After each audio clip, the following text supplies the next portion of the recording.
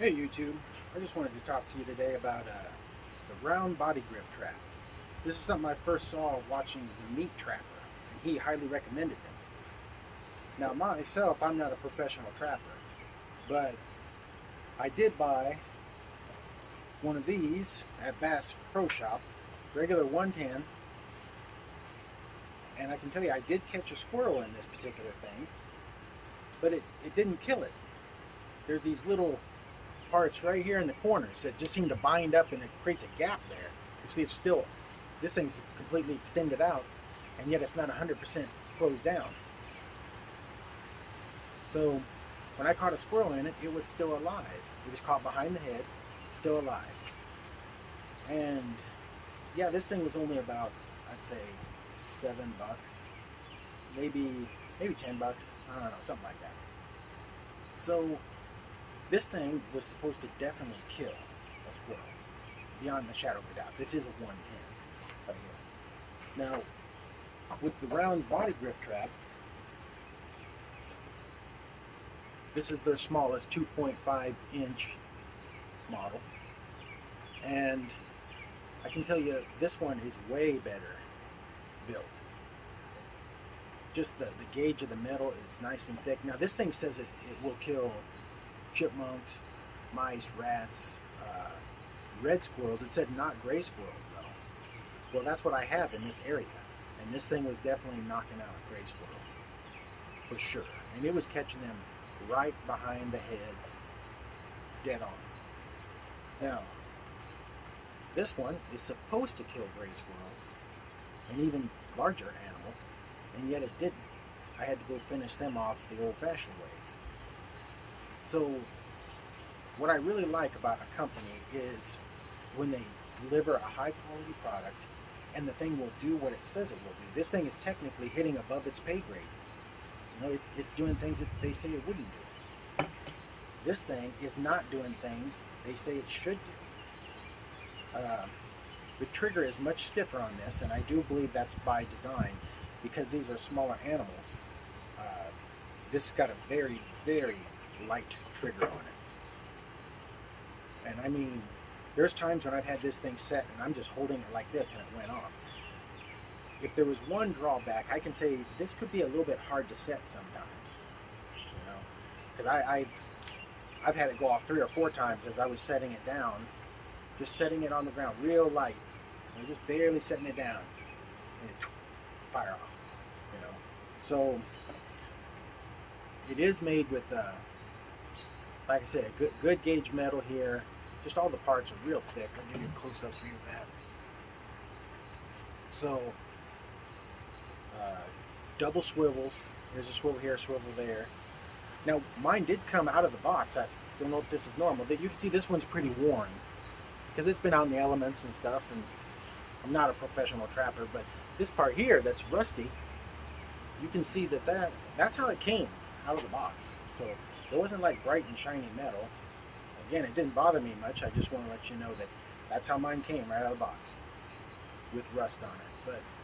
But it's been killing animals left and right. You set this like any other conibear style trap.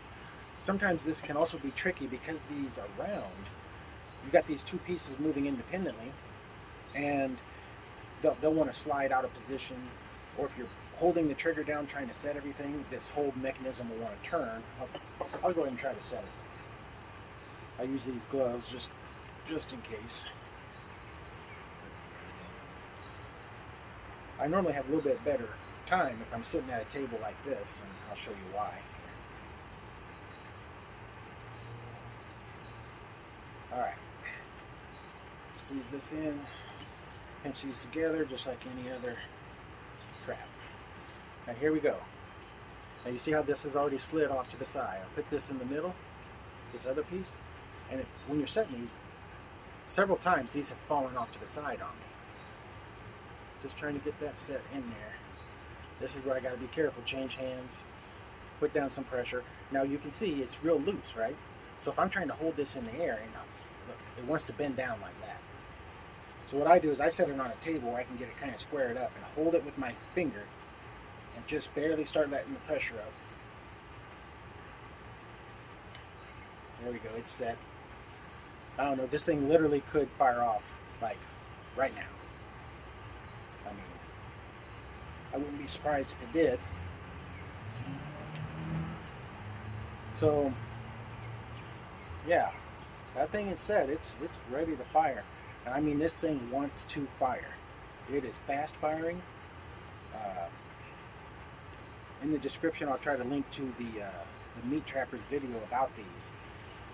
And you can watch his video. Again, he's a professional trapper. I'm just a guy in the suburbs trying to protect his garden.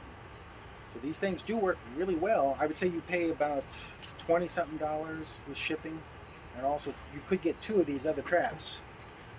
And these are 110s. These 2 are not supposed to be competing against one another. There's another version of the round body grip that's bigger that is supposed to be the 110 version of a round body grip trap. So, I wonder if I can get this to fire just shaking it. Yep, there it goes. I didn't pinch it, really. I mean, I just gave it a little shake. And like I say, I've set these down just real gentle. I can have them fire.